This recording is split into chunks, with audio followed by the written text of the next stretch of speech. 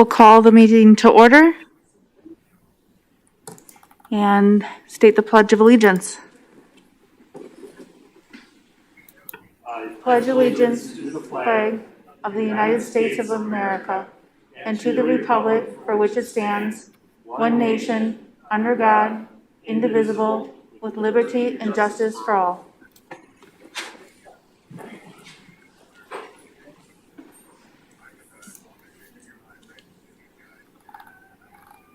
We now have time for public input on non-service adjustment related items. Oh, that's okay. We now have time for public input on non-service adjustment related items. We'll have a time for that after Derek's presentation. Not service adjustment. Everything but service adjustment. Yes. You can state your name and address. Right. My name is Mary Jo Opgenorth, 3905 South 10th Street. And I am here because of the cuts to the transportation services.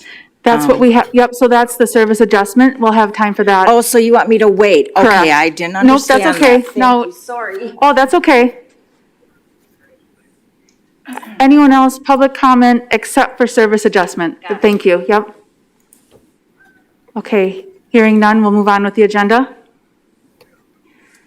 Item 2.1, approval of the minutes from the August 17th, 2021 meeting. Move to approve. Any further discussion? Hearing none, all in favor say aye. Aye. Aye. All opposed, say nay. Minutes passed. Okay, item 3.1.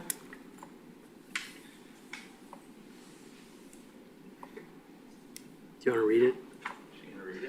Oh, yep. So approval of the third quarter 2021 operating statistics reports. Okay, in your packet, you have the IFC for the third quarter operating reports. Starting with Shoreline Metro, ridership was down, or is down 7% for the year, with revenue up about 57% for the year. COVID and other factors still continue to impact our ridership and our revenue. And just a reminder, like we stated in our last quarter update, CARES Act funds will be used to offset any loss of revenues and potential increases to expenses. For the quarter, revenue trips were 11.46 trips per hour. This is an increase of the third quarter from last year, which was at 8.25 trips per hour. On the Metro Connection Paratransit side, ridership for the year is up 9%, with revenue up 13%. And again, COVID continues to impact ridership and revenue.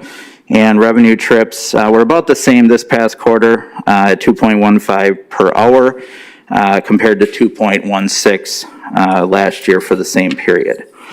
And parking utility numbers. Stall revenue was unable to be updated due to an employee in the finance department out on leave. So I was not able to give you final statistics on the parking revenue. However, we still have concerns over the meter and permit revenue coming in. And meter revenue has been rebounding nicely from 2020. Revenue in 2021 through the third quarter is estimated to be down by 20%, and that is, if I calculate on your report sheet, about $10,000 for the month of September for stall rentals would take us to about 20% down at this point. So yes, revenue is still a concern and rebounding from the COVID-19 pandemic. Otherwise, no other alarms from us as far as revenue or ridership. Any questions on the report? Motion to approve the reports? All in favor say aye. Aye. Aye. All opposed say nay. Reports approved.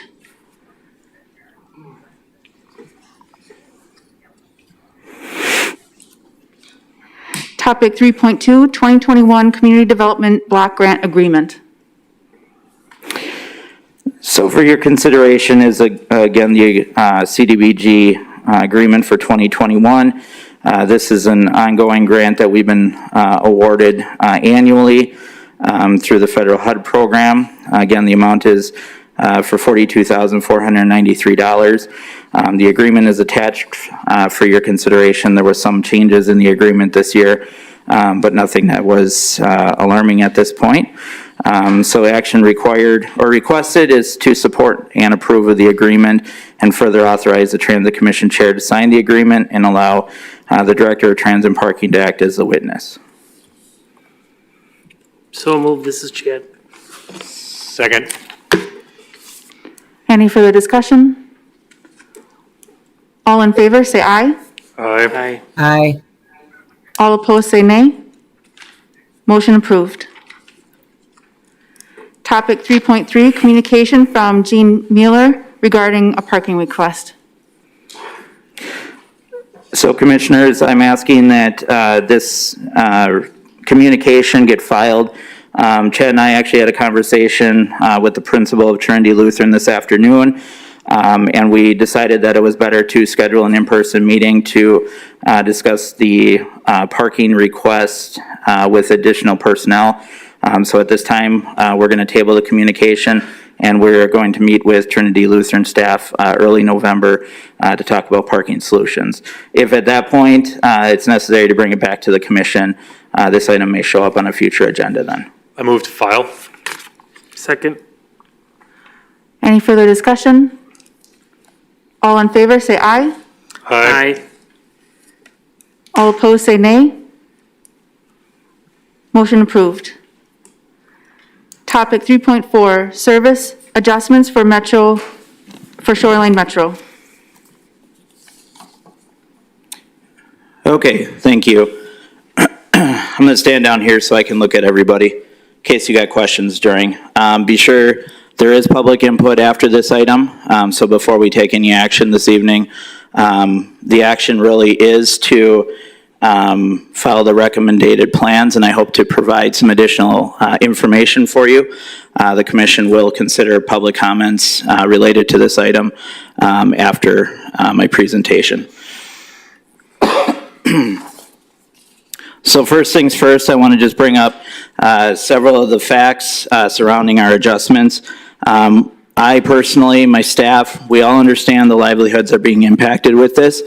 We're in a very difficult time, folks, and that's really the part of it right now. We understand there are issues on both sides. We understand customers are facing reduced service. We understand that drivers are having to work long shifts or split shifts. And I sympathize with everybody. I'm very empathetic about this. This has not been easy on me by any point for the last several months. I take these challenges personal. I wasn't hired to run a transit system to cut service. I was hired to create a transit system that could expand service and expand to more customers. Unfortunately, there are factors that are out of our hands at this point, and there is no perfect solution. So, just starting out, we do not have the current staffing level to continue current services. We face a very limited application for drivers at this point, and consideration is that when we do hire drivers, it takes 2 to 3 months to simply onboard and train them.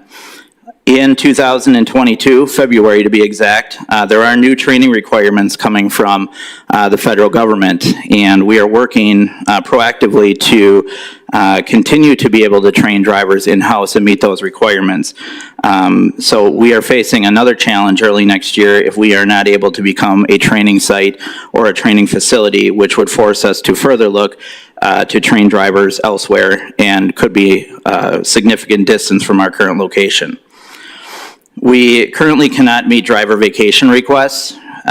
We are deep in driver vacation requests, especially during the holidays, with a significant concern that if driver requests were denied, especially for those that have appointments or schedule with family or leaving town, that calling in sick could be an option. We've already arranged, knowing that vacations were going to be denied, that vacations would be paid out at the end of this year. So we already forecasted that this was going to become a problem.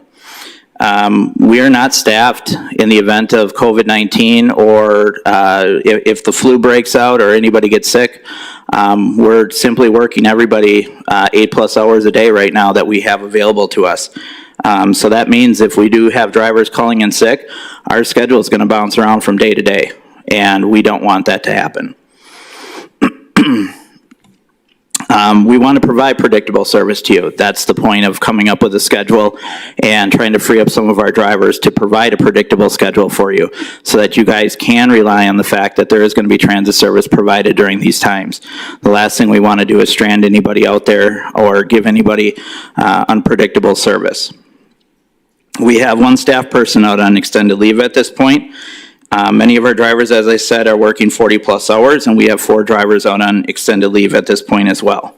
So we are considering options, knowing that we have internal staffing issues, not only hiring and retaining, but we also have medical issues as well. So this is actually the third proposal that was put together on service adjustments. Our problem is I've got a staff of 25+ drivers on our fixed route service and another current 7 on our paratransit service. They're all magnificent drivers. I'm sure every one of you in this room right now can attest to how great they are. Unfortunately, it's not enough for our service. We can't get a consensus on works for everybody. So we put together foregoing vacations as early as this morning. We put together overtime. We put together split schedules. Unfortunately, we can't get a consensus. So at some point in time, we had to put together a schedule that would free up some of our drivers to provide service and cover for vacations and illnesses and things that may be coming down the road. Unfortunately, COVID is still a thing, and it's still with us, and we have to be very mindful of that. Other transit agencies are facing shortages due to COVID. Our neighbor to the north just had a couple drivers out, as a matter of fact. We've been blessed, and I hope we can continue to stay blessed. We sought solutions. You know, we're trying to do what we can to make the best decisions on behalf of everybody. Unfortunately, at the end of the day, we had to put something together that, again, would address our labor shortage. So we have a long-term problem here, and the forecast isn't looking good. Labor shortage could be impactful over the next year or two.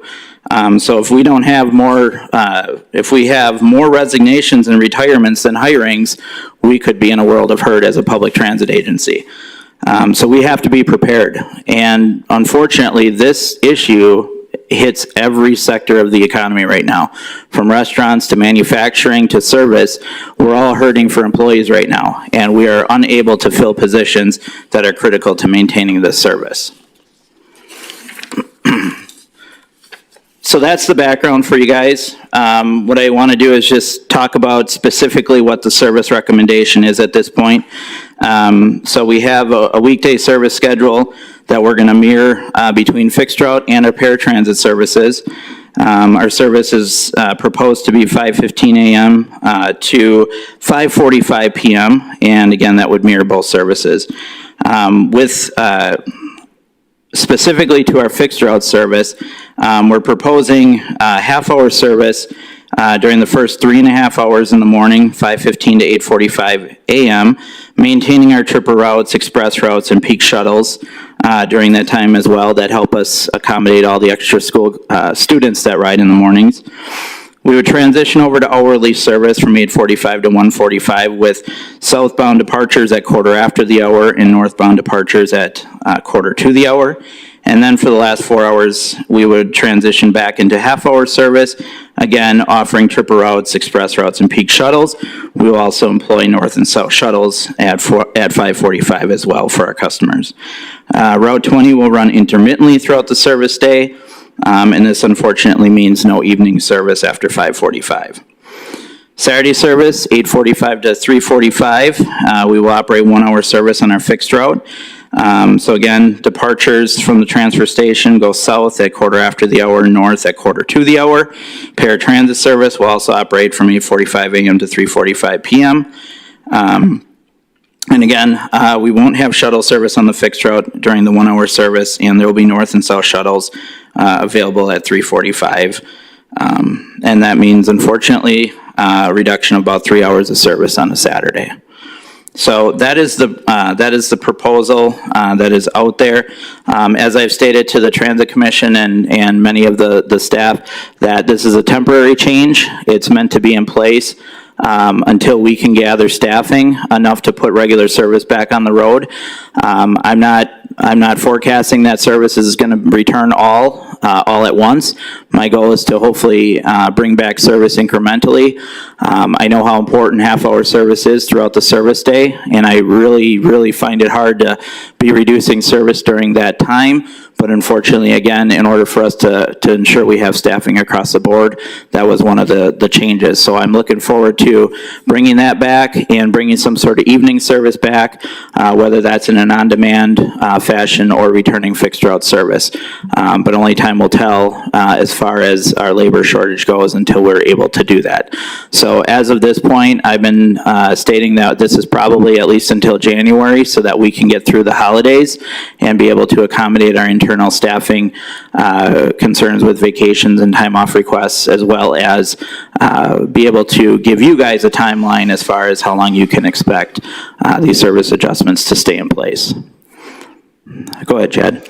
How many drivers do you need to be fully staffed? Well, I'd say at this point, we're looking at least 5 or 6, but, you know, having the ones on our staff right now that are out on medical, and 3 of them being full-time, you know, definitely hurts us at this point. And I want to add that we have brought one person back. That person is not cleared for return yet. We have 2 others that are going to be going through pre-employment exams this week and next week. You know, so they're going to be entering our pool. So I'm hopeful that we can get those out into service. We have 1 person on staff right now that works limited hours, but as soon as that individual can move up here and be more accessible to service, that he may change. So there's a lot of things that have to play, that can come to play here, but ultimately, you know, if we get our combination of our current drivers back and we get some new drivers on board, we can return service. Derek, Go ahead, Mayor. when was the last time Shoreline Metro reduced services? And what's the implication and what's the impact of when you reduce services and you try to implement it back, that you gain that service back fully with ridership? I can tell you, well, COVID was the last time that we reduced service. Okay, so. before COVID. All right, before COVID, 2016, we removed what was known as Route 30 from service at that point in time. We made adjustments to all of our southbound routes to accommodate the loss of Route 30. We also made some adjustments, to Route 20, which goes to Kohler and Sheboygan Falls. There really wasn't much of a service cut in the hindsight, other than that we reduced overall service to Deer Trace. I would have to defer before my time, probably 10 or 11, I think, was the last major one, and that was because of a DOT ordered 10% cut to transit funding, and I think that was associated with a Route 1 removal, if I'm not mistaken. Todd's saying yes. So I was not here for that, so I can't tell you what the implications were of that. Okay, thank you. What options are you exploring to recruit more drivers, other than the ones that you have in the queue? What's your plan to recruit more drivers? Aside from recruiting from other trans agencies, which I'm trying not to do, simply we've been doing a lot of direct online through Facebook or Indeed, or a lot of the online recruitments that recruitment firms, the typical ones you see on TV, steering very much away from print, although we have been advertising in the Sun on a regular basis. I also take advantage of the radio station standing ads that we have on there as well. We've also increased an incentive, both an internal referral from $250 to $500, and we also have been now offering a stay-on bonus of $1,000 as well. So we've taken a good look at some of the things that we've been doing.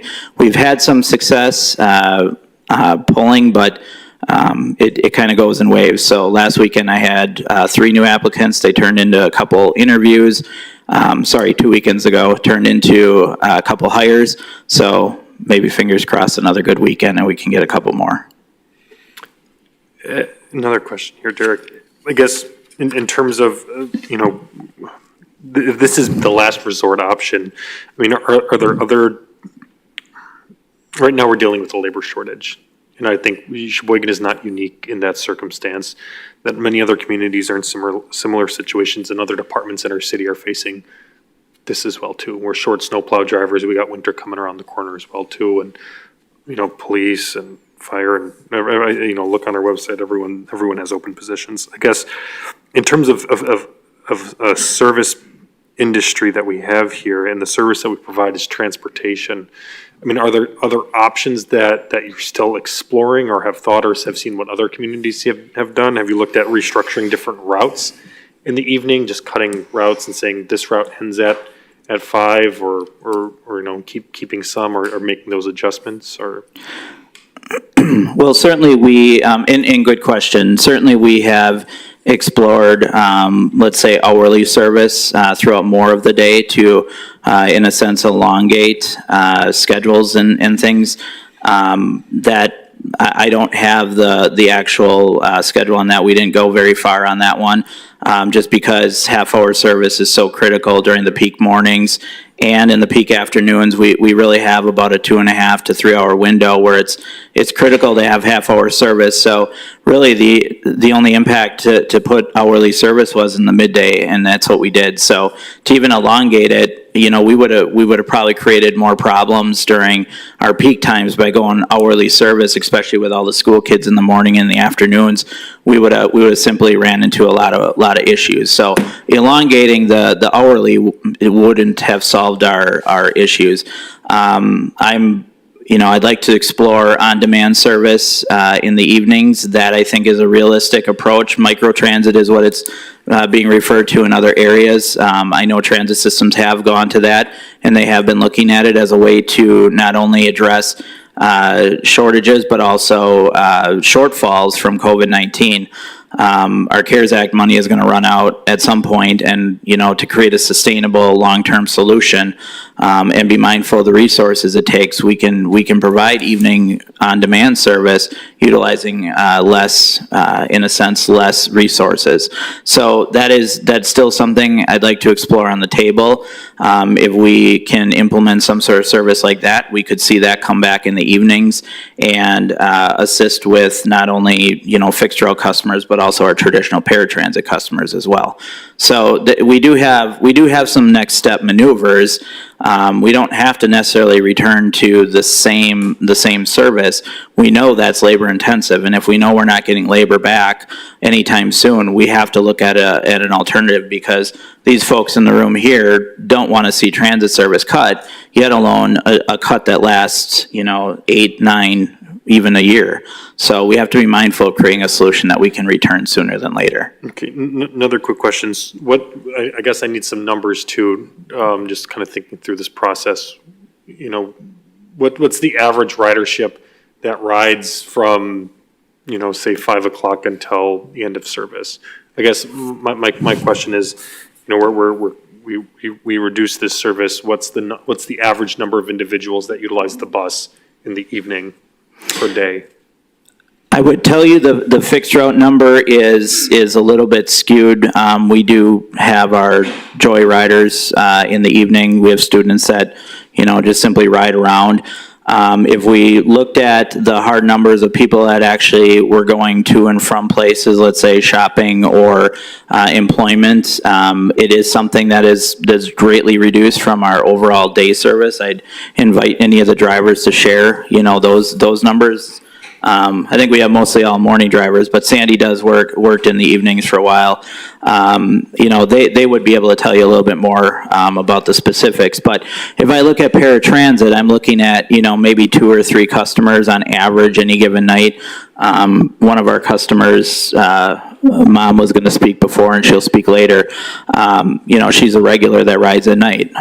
So we do have some that are directly impacted by this because they do rely on our paratransit service at night, but the fixed route number is very unclear, but it is drastically reduced compared to what our day service is.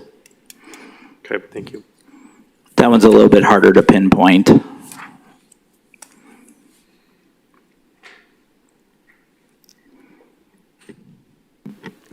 Okay, hearing no further questions, we'll welcome public input on the service adjustments.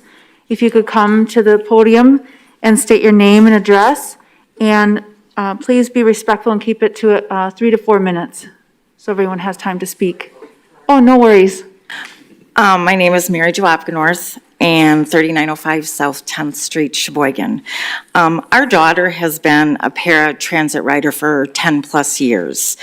The service has allowed her to contribute to the Sheboygan community through employment and becoming independent. As her parents, we can't say enough about those transporting her to and from work, as we know she's safe and she's in good hands. The drivers are fabulous with her. Due to her cognitive challenges, other means of transportation, such as taxis or Ubers, in our opinion, don't have the same level of safety. Unfortunately for Kari, she works nights. And I have several concerns regarding the situation. And I did speak with someone, and I think it was you, at Metro. But first of all, we received the letter on Wednesday, October 20th, stating these changes. This gives us little time to make arrangements for her, to ask her employer for change of hours. More of a heads up would have been appreciated time-wise. Second, I know there's a shortage of workers all over, and the job that she is trained to do, she is needed at night. So this will impact festival foods as well. A change in hours, even if possible, will mean she's going to need to be job coached again and learn a new job, a new skill. Finally, we understand completely the lack of drivers. We get it. When I chatted with someone, though, it was my understanding that the lack of drivers was more so on the transit side rather than the paratransit side. I believe from the law that the paratransit has to mirror transit, but I'm not sure that the opposite is the case. So I guess my question is, if I understood correctly, and they do have enough paratransit drivers, why would you discontinue that service just to mirror with the other service? Fair doesn't always mean equal. We've learned that our whole life with Kari. So we would certainly appreciate your consideration with keeping paratransit open in the evening. Thank you. Thank you. Yep. Derek, do you have a response? That'd be great.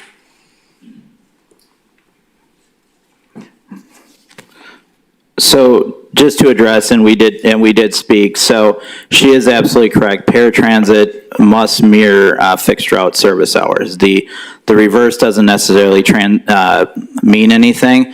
It means that if we operate under the federal government a fixed route transit system and we have set hours for that transit system, we need to mirror those hours with our paratransit service. So under the proposal that we were in a sense reducing our fixed route service, we were reducing our paratransit to mirror the same hours as our fixed route. The reason behind that was to keep it equal on both services. So not that we were accommodating one service or the other, because many of these customers aren't eligible for that service. So we would be, I look at maybe playing favorites and providing service on paratransit that we couldn't provide on fixed route. So it was the idea that we were going to keep it the same on both of them for that purpose. Now, as far as paratransit drivers, we do have a pool of paratransit drivers. We have the one that usually works at night. And so if we were to, in a sense, extend our paratransit hours above and beyond what we're doing with a fixed route, we probably wouldn't be out of service so much. The long-term issue is that in the short term, we could review it as paratransit, but long-term, if we go outside the fixed route hours with paratransit, no longer is called paratransit. And that's the idea of going to an on-demand service. So if it no longer mirrors fixed route, it's not paratransit. So we can certainly do that, but my theory and the recommendation was to keep it straightforward, consistent across both services while we were reducing service. Do you want to change that, or do you want to keep it the way that it is, considering what was brought up today? I'd be interested in more comments. Okay. We'll open it back up to public comment.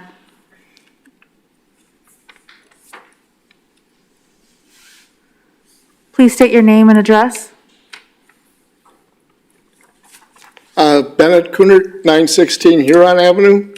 I have to really remind you guys, a lot of these people that ride transit have no other option but transit. I've requested over the years many times on this commission that hang up your car keys for a month. Then you would realize what it's like for those of us that need transit, which is very important to us. I do understand the driver shortage, but you think employers have to realize it's an employee market. In other words, we got to cater a little bit more to the employees. Maybe we have to up the wage a little bit. Maybe we have to treat our drivers a little bit better. I know they take a lot of abuse from a few passengers. And, if there was a way that they could eliminate those few abuses from those passengers, I think you might be able to keep some drivers. Number two, over the years, I've been riding a bus since I was a kid. And the last, 10 years, there's been a lot of drivers that started, and they start out part-time, and they work 1 day a week. And they have to be available for the other 5 days a week. Now, how in the world does a driver support themselves or even justify, having a job that's 1 day a week? I know there's a good dozen drivers that were lost in the last 5 years. Only my suggestion is up the wages, give the drivers a opportunity when they have a problem person on the bus, kick them off. The bus isn't a privilege or a right. Well, actually, it's a privilege, not a right. So, if they don't want to behave, then maybe they don't need transit like the rest of us do. Thank you. Thank you.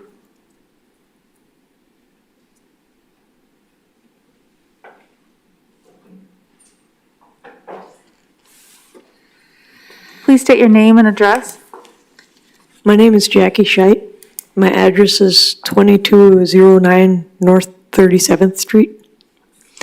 There was a time in my life when I relied heavily on Sheboygan Transit. If it wasn't that, it was biking or walking. So, anyway, I kind of reiterate what this man had said, and it's a seller's market out there. If you want to buy a house, good luck, because houses are being outbidded. The minute it hits the market, people are outbidding what that house is actually posted as for sale. And that's like with people. You need to offer these drivers a bigger incentive in order to keep them or get them to work extra hours. We have a labor shortage where I work at Sunny Ridge. We have sign-on bonuses that are upwards of $3,000.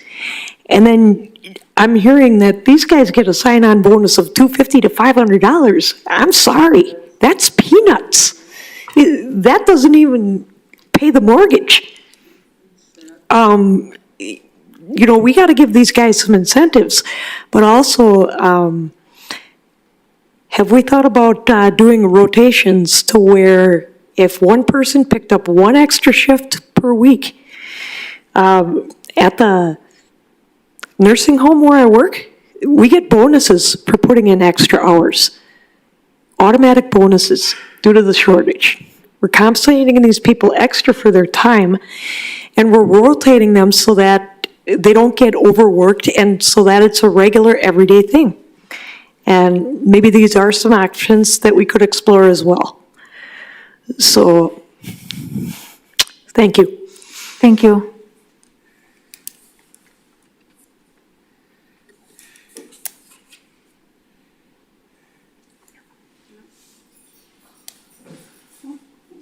Please state your name and address.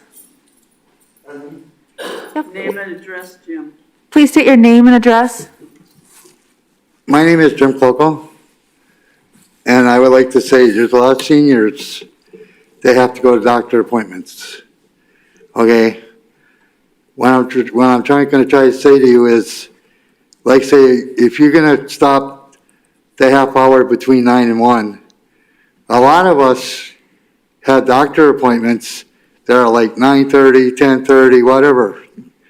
And now I have to call all my doctors and change my appointments because I won't be able to make it because I have to wait a half an hour at the transfer point to get to my appointment at the clinic or an eye doctor, which is on 31st Street. You know, a lot of people depend on your buses, and I'm a senior, and I have to buy a bus pass for $48 when I think some of seniors should have a discount so that it's a little easier for us to get a bus pass because I can't afford to get a bus pass for myself or my wife because we're on a certain income. All I'm asking is that you think about all the seniors that have to take the bus, especially the handicapped people and other people that depend on your buses. Thank you. Thank you.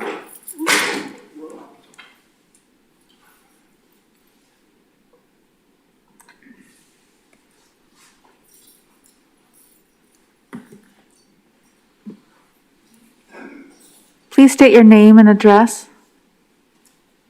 My name is Mark Gruby, 13646 Cedar Lake Road.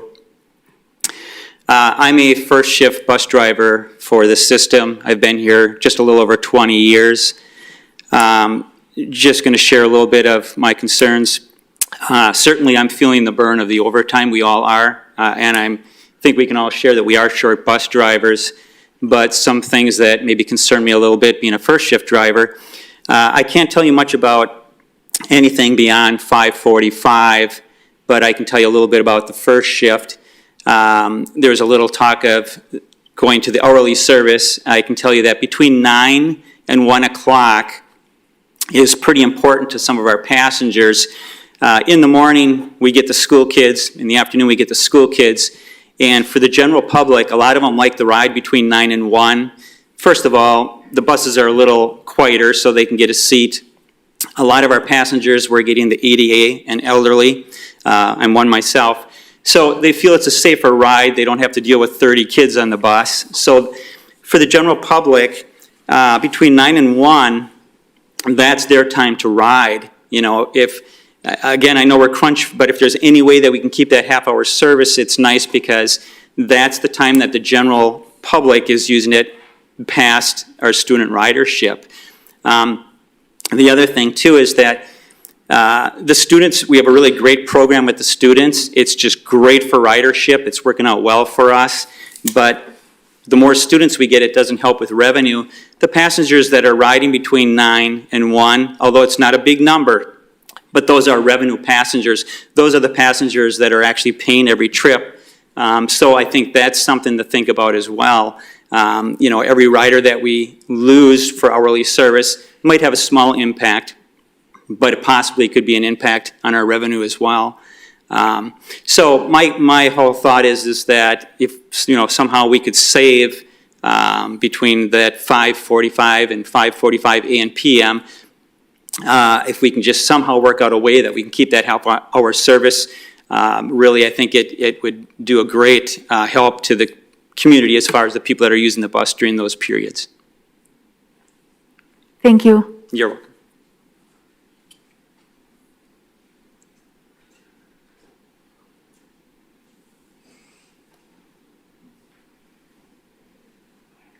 Come on, don't be shy.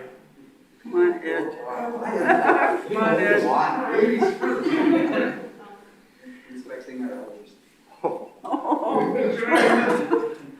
Please state your name and address. Edward Prochek, 1230 South 13th Street.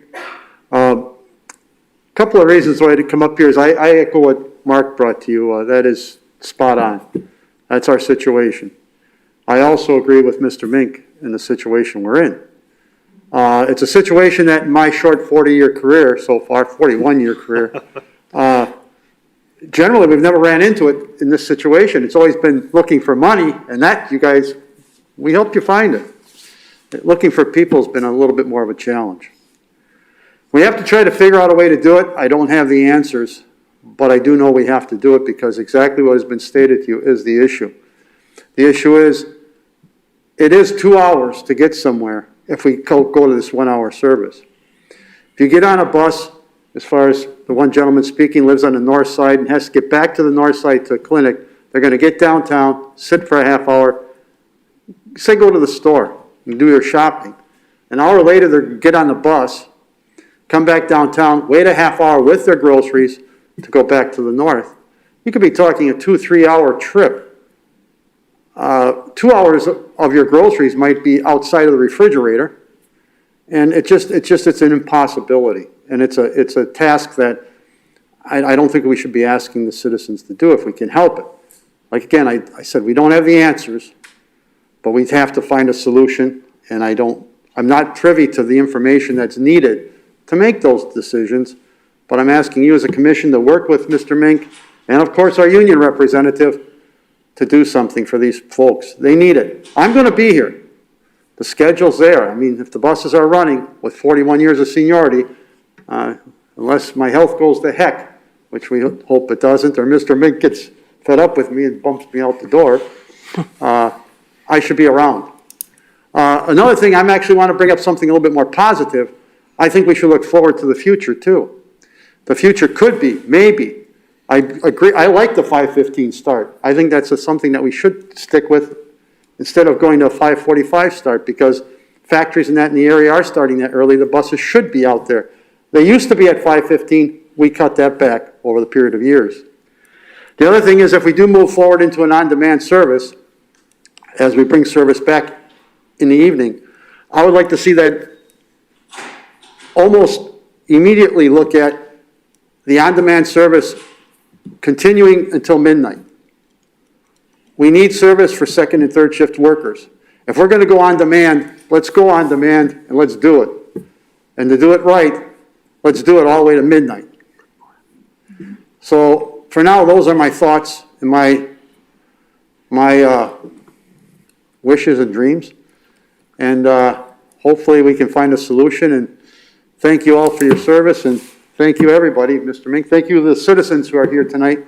And we hope like heck we can find a solution that we can do something a little bit better than what we've got on the table right now, tweak it a little bit, and then again looking to the future. Thank you. Thank you.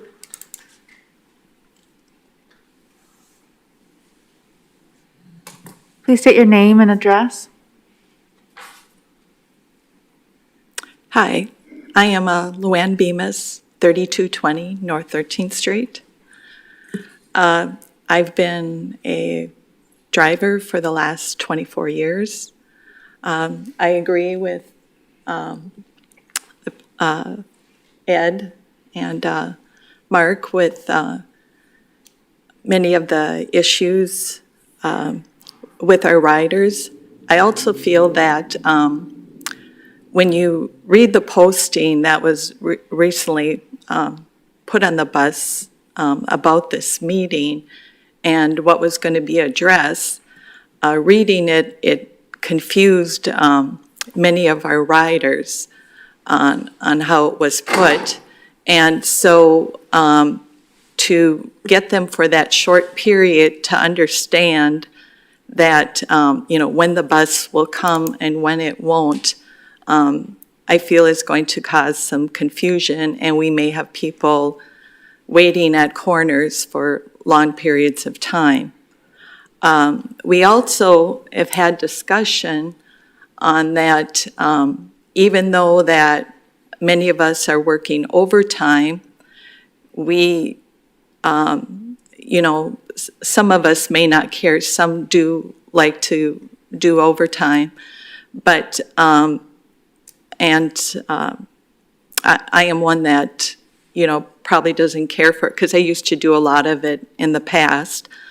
But it does not bother me to do the overtime until, because I feel that for the future, there is going to be drivers, as they said, they have applicants and stuff. And I feel that a decision shouldn't be made on what is happening at the moment, but having our decisions based on for our future.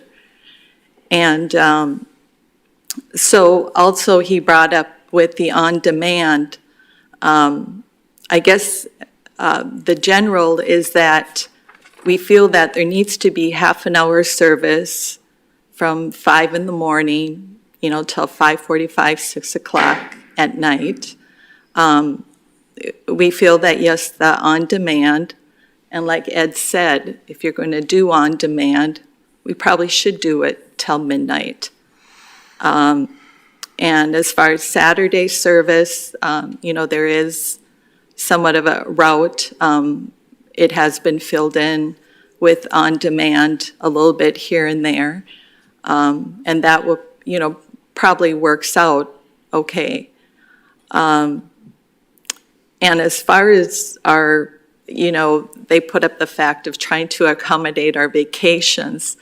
And it was addressed this morning, one of our supervisors asked if you had to give up your vacation, if he couldn't accommodate it, would you? And some of us are willing to do that to maintain service. Because I am a driver to serve the public, and this public needs us. And if I have to do it, like they said, it's not expected to be long-term. This is, I believe will be just a short-term thing. And I know some others, I can't speak for all the drivers, we are willing, to do that. So, thank you. Thank you.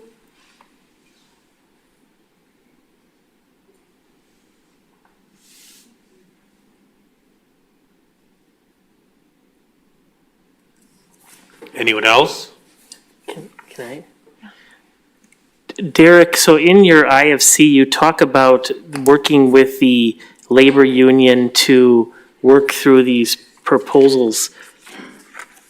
The chair of the labor union is in the room. Is the labor union on board with this or not? Jim? Come on, Jim, you knew you weren't gonna get away without saying anything there.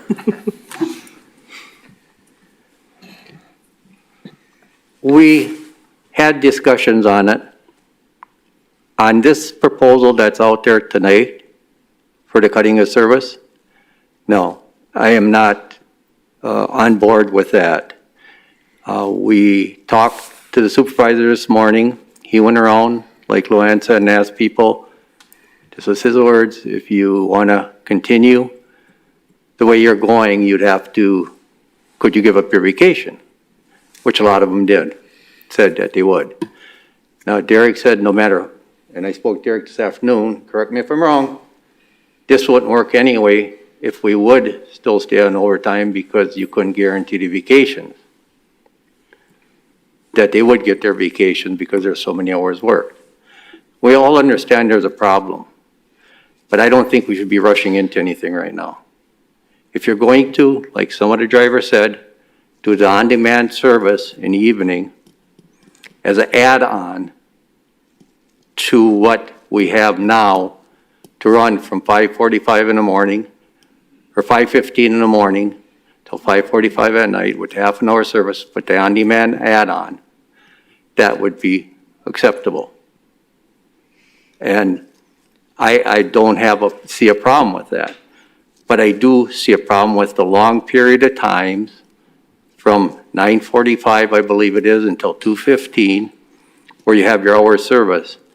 Now, this don't affect all the drivers, but just take, for example, Mark, when he was up here. He lives out at Cedar Lake. He drives in the morning, he works till 9:45, now he has to wait around town for 3.5, 4 hours, and then start over again, or go back home. How many miles do you put on in a day? How long do you think drivers are going to do that? I mean, that's a lot of miles. Or for some of the other drivers who live way out of town. So I think, yes, we can put something together. Am I definitely against everything? No. I'm willing to work and find solutions, definitely. But I think there's a little ways to go on this one, if we want to put this one together to make it work for everyone. For the city, which I'm all for, because you need a good transit system in the city, in any city, so the city progresses. There's several things that people look at, businesses look at. Police, fire, your transit system, your garbage, your schools, and your churches. If you have those all together, your city's going to grow. You take any one of those apart, you're not going to have business looking and progressing. We'll never progress if we go backwards. We still have to go forward. So yeah, I'm willing to sit down with Derek or anyone, and let's find a solution to this, but let's tweak it so everybody can live with it. Thank you. Chair, I have a follow, just a minute, Jim, I have a follow-up question. So is it of your opinion that your membership would be in agreement with going to half-hour service from 8:45 a.m. to 1:45 a.m. versus the 1 hour service, give up their vacations over the holiday and move forward? It's hard to say because there appears to only be 5 drivers Yes. here. And the majority of them. Who's all Five? drivers here? I know there's more than that. Yeah. Okay. I can't speak for everyone, but yes, the majority of them told me they would. So, And they're willing to sacrifice what they have to keep this service going, and so am I. But let's do it together. I guess, Jim, and drivers here just kind of nod if you agree with some of the statements, or, just your opinion, just get a general consensus. So I guess I'm seeing that there is some workable solutions that we can have, that we have some agreements in, as well as disagreements in terms of providing service. And I think you make a lot of great points, Jim, is that we want to move forward in the city and think about the future. And the transit service is personal for me. I think a lot of drivers know my brother and has utilized the service as well. And I appreciate that, and that there are a lot of businesses that rely on transit. And there are conversations in communities about how we can expand this and provide more service to folks all over our community. So I guess what we know, everyone is facing a labor shortage right now.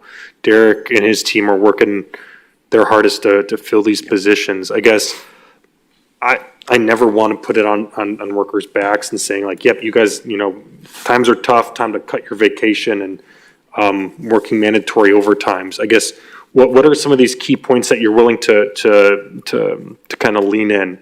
Because I know when times get tough, everyone has this team mentality where we kind of work together and kind of bear through it until, we're back to where we want to be. So I guess how much vacation, I guess, are people willing to sacrifice? And I don't want to say sacrifice because it's your vacation. You earned it. You negotiated for that. You worked for it. Everyone should be guaranteed their vacation. But I guess I'm just curious. Is it, I think that would vary. What's the workable factor on that one? How long do you guys work overtimes? What's the workable factor on that one too? I hope you're not doing double shifts, but just what's, I don't want to go to a breaking point. I don't want to, you guys are stressed. We have kids, with the school districts, we're addressing that. We're working on that. You have some rowdy drivers, passengers. We're working on addressing those as well too. Only Ed's the rowdy one. So I guess this is just, as a commission member and a mayor, I just want to know where we have wiggle room to come up with a good solution here. And I guess what is the union comfortable with? What are the workers comfortable with? And then Derek, I mean, what works for you guys? Because it seems like this is, you said, the third option of where we landed. So I guess I'm curious, Jim, what was the objection or concerns with some of the other options that we could work with here? I mean, I want to come up with a good solution. Well, I'm just going to point out that the scheduling is an operational item and it's under the jurisdiction of the management of Shoreline Metro. So purely putting schedules together and asking the union what the schedule is going to look like right now, I can't tell you that right now. You know, I mean, if you're going to volunteer Jim to do the scheduling, then he can have at it tomorrow morning. But I'm just making sure that we understand what the role is. We put the schedule together, and I'm happy to work with that. Yeah. But to simply put me on the spot to say what's it going to take to reinstate half-hour service, I don't have that information right now. You know, and simply saying that drivers will forego their vacation, I do appreciate that. I know some have said that. My information this morning wasn't consensus across the board.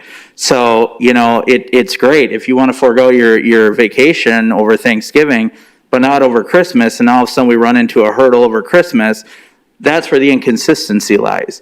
So it's not as easy as just simply saying foregoing your vacation. You know, I'm looking at this from a standpoint that these customers here deserve consistent transportation. They're concerned about hourly service throughout the day. I'm concerned about hourly service during the day. But if I have drivers calling in sick and I've got further problems with staffing, we're going much worse than hourly service throughout the day. That's my concern. That's me talking as management of Shoreline Metro, that the labor is a concern for us. And I can't guarantee that we're not going to run into those problems down the road should we stay status quo at this point. However, during some of their discussions, I have come up with a couple ideas that might be able to put extended overtime on a couple of their picks that might in fact put that on their shoulders, that if they want that pick with the extra hours on it, we can instate shuttle service or something during hourly service. But to simply go back to half-hour service during the day, we're going to still need the same amount of drivers that we need right now. So it's a lot, it's complex, guys, and I just want to reiterate that putting Jim or myself on the stand at this point to merely tell you what a schedule is going to look like, I can't tell you that. But we have been talking different solutions throughout the last couple months on this item.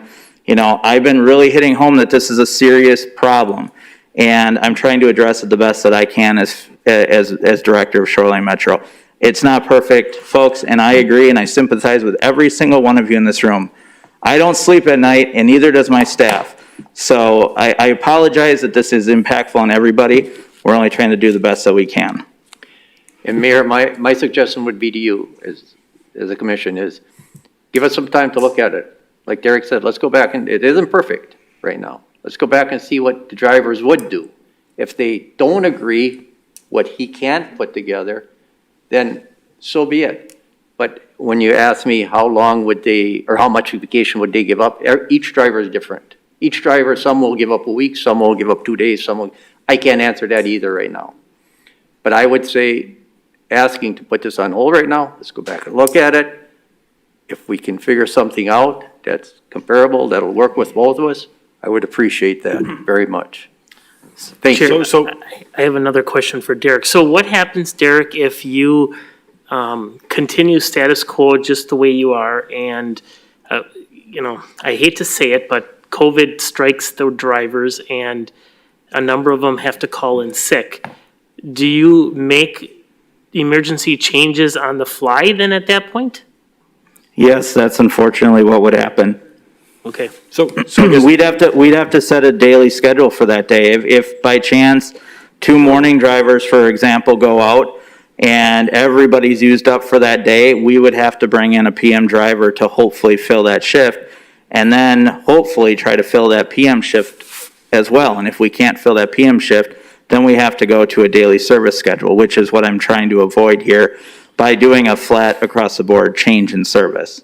But yes, So for the gentleman that spoke about the doctor's appointments, it would be easier to schedule them in advance, knowing that this is the process versus unfortunately getting stuck with a emergency change for a number of days to accommodate driver shortages on the fly when they're gonna be forced to cancel them. At least they could plan it out. What I would like to say is that hourly service is not ideal, especially without shuttle service. I completely understand that. But it's better than no service. And it's better than not having what we're currently having on weekday evenings. So again, I completely sympathize with this, but if I can't free up at least a couple drivers to, ensure that I can cover both vacations, maybe as erratic or as inconsistent as they are, and that I can be prepared in the fact that someone's going to get sick. I don't think anybody in the back of the room can guarantee that they're not going to get sick. I don't think anybody in this room can guarantee that. But we have to be prepared. And that's the point. I'd rather err on the side of caution than all of a sudden become disruptive on our day-to-day service. One other solution to. Jim, I just quick question, then you can speak, and add your thoughts. So you say put this on hold, what day, 2, 3, a week? Like what's? I would say give us a week or two to put it on hold and let's see what we can come up with. To work together and see what we can come up with. I'd appreciate that, and I think we can, because I did have mechanics say they would step up to the plate if somebody would get sick, they would jump in a bus. I got a license, I can jump in a bus, small bus, whatever. I mean, there are other things if it would come to that. Hopefully it doesn't, like Derek says, hopefully it doesn't, because he doesn't have the drivers to cover it, but we need to look at it a little bit closer. Thank you. Thank you. For what it's worth, I completely support. I'm fine to go back to status quo, guys. I'm here to do whatever the commission wants and feels for service. I'm dedicated to my customers. We've been in the boat about solutions before. I've been waiting. I've been looking. And I'm willing to go back to the board and look for solutions. But I have to point. Let's be productive. Let's step up to the plate and come up with solutions. Because I postponed service one time before based on a request that I was going to get solutions. So I'm challenging everybody in this room. I'm open to solutions and I'm willing to listen. So if you have something, I'll sit down with any one of you and try to work out a better solution. So ultimately, I'm here to serve my transit commission. So if you guys ultimately decide that you'd like to see changes postponed, I will gladly carry out whatever order you guys have for me. Thank you. Just a real quick question. So you chose November 8th for these changes. Was that just based on the timing of this meeting and what you need to publicize that? Or was that date chosen for some other reason? By labor agreement, we have to do a 10-day notice for postings. And so by the time we came out with this pick for drivers to consider, we needed to give those 10 days to the drivers to decide, so November 8th became our arbitrary date, if you will. So, again, if we want to set a different date or look at something different, again, that's up to the Transit Commission. Go ahead. Bennett Cunard again. I have a suggestion. We have like 2 or 3 dispatchers that work at night, and if I understand correctly, all 3 of them still have their CDL or bus driver license. Why couldn't they be used in a shortfall if somebody calls in and, an emergency aspect of somebody calls in sick and stuff? I realize it might be a little bit of conflict with the union, but I think they might be willing to shore up a little bit on this. Thanks. Thank you. Just to clarify that point, if I will, we have 1 supervisor at night. We have no mechanics after 6 o'clock, and we have 2 hostlers, 2 maintenance assistants, one that fuels our buses, 1 that does routine cleaning. So we, in a sense, don't have extra bodies in the evenings to help out. Please state your name and address. Antoinette Corona Murphy, 1328 Greenfield Avenue. I looked at the schedule that he made with the splits. And we're working so many hours, then the split, then more hours. So we're working, who's going to go home and go to sleep? So we're going to be working up and about 12, 13 hours. It's just like the overtime we're doing. Except that we are working the overtime. I come in here Monday and Tuesday and work my overtime. It's no difference. It's no difference. And I have a life outside here. We all do. So, and the passengers, they're already confused. DVR kids are out there trying to work. They're not going to have the access to that bus. But it's a lot. And some of us may stay and some of us may not. Thank you. Thank you.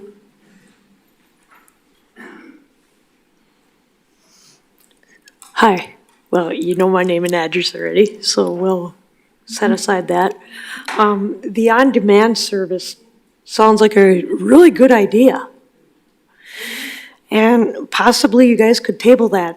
Now, first of all, I would like to thank everybody who makes an effort to be employed at this point. It's not easy. We had a lot of government handouts over the past 2 years. That we're gonna end up paying back eventually, I guarantee you. And one thing I'm noticing about this economy is with all these places that are short-staffed, eventually those businesses are gonna have to reduce their hours and reduce their employees as well, and possibly fold, go under. When you cut service, especially at night, a lot of people in this community rely on the transit system in order to get to or from work. And I would like to thank everybody, including you guys who are in a union. I'm in a union too. And I think it's important to look at both sides of the fence. You guys depend on these for appointments, to get your shopping done, to be able to work. There's no easy solution. I know this is gonna sound very unpopular, but possibly a modest, very modest wage increase for daily ridership, I mean like cash, not like bus pass or things like that. Do I think that it was financially smart to have free service available during COVID? No, I don't, because where's that money coming from? The buses don't run on air. Okay? That's the truth. And, somewhere down the line, we're gonna have to dig deep and possibly see if we could get more funding for these buses also. Yeah, I really sympathize with all of you here, because you are all being impacted, you're all working so hard, and I understand that perfectly. I'm disabled, but I choose to work.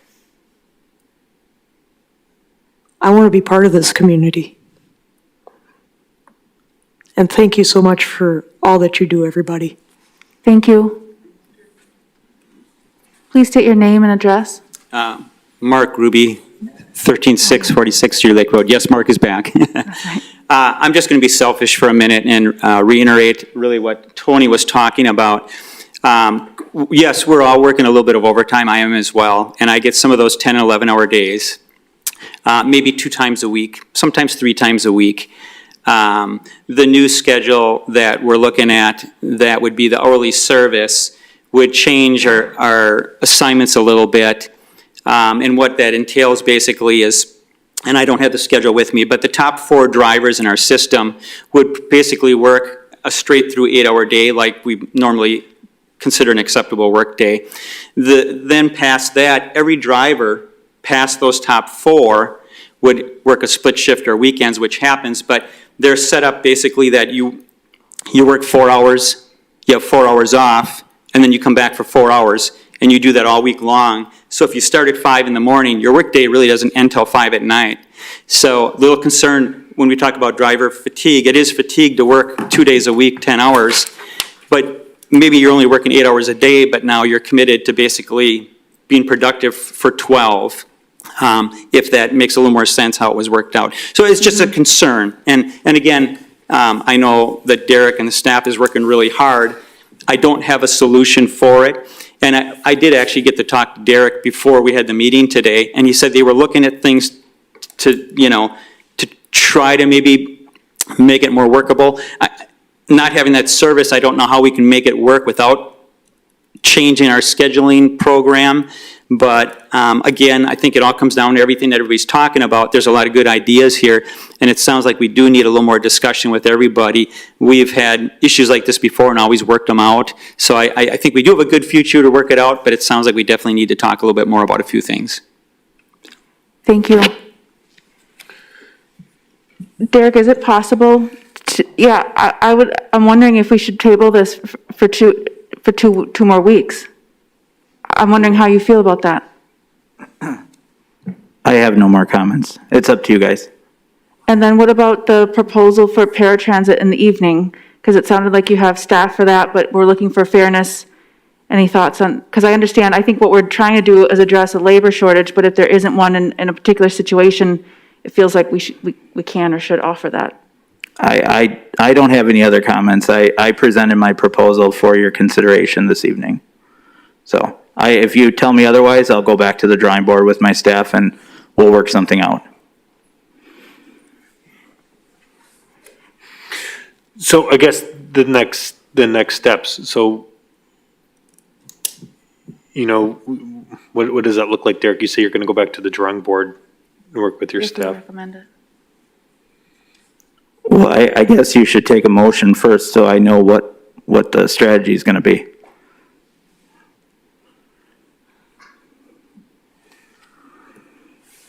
I have a schedule put together for what we were looking at. I can fine tune and critique it. You know, again, my concern is keeping service consistent. I don't want to get to the point where, you know, these guys, it's great. We're talking today. This could be a 3-4 month problem. Okay. I don't know. And at what point are they burned out completely? At what point do we have to cut service because we're in a very difficult situation? That's my concern. We can go back to the drawing board and put together another plan. But at what point is that plan going to have to be readjusted, and so on and so forth? So again, I share my concerns, and I'm not disagreeing with anything they said. I'm actually glad most of them all stood up and said their piece because they're all very accurate. They're great drivers, amazing people. Their livelihoods are at stake. I completely understand that. You know, I didn't sign up for this 9.5 years ago because I was going to enjoy this moment in time. That was not the point. Point is, I have to make a very tough recommendation to you guys today, and that's what I presented for you. So I appreciate your consideration, but ultimately, I'm going to leave it up to you guys to decide. Thank you. And Barb's online. Barb, do you want to? Yes. I commend both Derek and the drivers for working at this, and I know there's fatigue because we have, they worked all through COVID. That had to have been a big stress on them with their families. And I really feel that, you need a little bit of time because everybody wants the same outcome. We all want to try to do the best service for the people that live in Sheboygan. And I'm going to emphasize that, the best service. So if we have people here telling us that changing the service is not going to be of service to them, then I think we need to take another look at it. And that's my piece. I have another question. Derek, if you went to half-hour service from 8:45 to 1:45 and got rid of, if you went to half-hour service from 8:45 to 1:45 and got rid of the paratransit service at night and cut service the way you're planning at 5:45, would that work? Or is it that, is there a problem during the day to, I mean, if your day gets shortened, I understand that there's concerns with the people with paratransit service, but it seems like the bigger issue is during the day on that hour service. I don't disagree with you. I have concerns over that as well. That's not one of my favorite things to recommend. I want to say anything is possible. I mean, we can, I don't want to say we can work through anything. I definitely think there's going to be really big strategies if we don't look at something a little bit more holistic, but there might be a possibility, some of them already said about working split shifts. There might be a possibility to put shuttles in at least, which provide a lot of value to those midday customers. That might be a possibility that we can kind of use a couple of our what's called picks to perhaps put shuttle service in there, add a couple hours to those picks. It's an opportunity then at that point that those drivers that want those extra hours can sign up for that pick. But I don't have the picks in front of me. I'm going off kind of memory right now. I mean, again, we can work with anything. It's just going to be a matter of, how consistent it's going to be. And that's, again, my concern. So could you try the half-hour service from 5:15 a.m. to 5:45 p.m. and get rid of the evening service as planned and the paratransit and see how that works from a staffing standpoint? And if it needs to be tweaked, come back to the commission? We can work on that. I mean, again, it's going to. I would look at the chair of the union and just ask the question, do you think that, in your opinion, the 8:45 to 1:45, the half-hour service during the day is the bigger hang-up than the paratransit service in the evening? Correct. Luann, 3220 North 13th Street. When we were talking about with his first proposal, he was going to have, there is 17 full-time drivers. He was proposing to have 18 full-time drivers because he was going to include school routes into our full-time picks. And of course, we had an issue with that because a lot of us, our first shift wasn't going to, he kind of, what should I say, to us, we felt like he sort of massacred it. And we were going to end up with less than 40 hours because he was going to be adding another full-time. And of course, days when there's not school, then you wouldn't have been driving and you might have not had an 8-hour day or almost an 8-hour day. And then this last proposal went from that he was now going to keep 17 full-time because we did have one person that was out on medical, I believe, and can't come back. So he had to retire, and he filled that position. And I guess my thought was that in the past, when we've had service cuts, that usually you would lose the full-time positions, to accommodate. I mean, there was a time where I think we had like 22 full-time, and through time with budget cuts, the full-time positions got less. So with this last proposal, he had it that this whole thing was going to be working, that there would be 13 full-time positions, and the other, 4 were going to like fill in for vacation and sickness and whatever. So I guess, I don't know, if this already what we have is got for 13, where's the other work going for the other 4 if you're keeping 17? Like I said, it's through all these proposals. That's my question on that. So, Thank you. So I think I'm going to make a motion to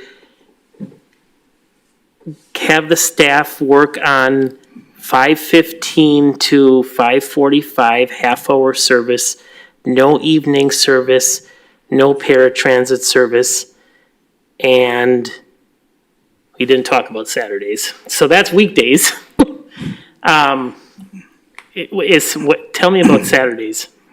8:45 to 3:45 hourly service, as it is right now. Just no paratransit. It's an hourly service on Saturdays? Correct. Okay. So then my motion would be to go to 5:15 to 5:45, half-hour service, no paratransit, no evening service, and the 1-hour service on Saturdays as we currently do with the paratransit from 8:45 to 3:45. Derek? Can I just ask for one minor clarification? It is the Transit Commission's ability to set service hours. It is our prerogative to put the schedules together to make that happen. I want to make sure that that is still vested in me and my staff to do that. Yeah, I don't want to do that. You set the, you're setting the hours. I'm setting the hours, correct. Thank you. Jay, can you say that one more time? Sure. It was Just for myself and for everyone else here as well. weekday service, 5:15 a.m. to 5:45 p.m., half-hour service. No evening service and no paratransit after the 5:45. And then the Saturday, 8:45 to 3:45, 1-hour service. Paratransit during that same time frame, and nothing after 3:45 on Saturday. And to give that a try and see how that works and how that works going into the holiday season, and see if that's workable, and if not, it can come back and we can have the discussion again. Can I have So a Chad, Barb Feldy on the phone. So if you're picking the hours, Derek just said that supposedly he's the one that's supposed to set those things. So are we out of step here? Is that Derek said that it's the role of the Transit Commission to set the hours, and it's the role of the staff and the operations team to schedule around those hours. So that's why I made the motion as such. all right? Got it. Can I have a second?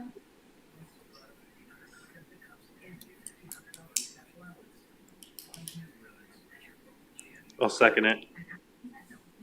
Any further discussion? I guess just a general, consensus or thoughts from employees, drivers. Does that sound workable?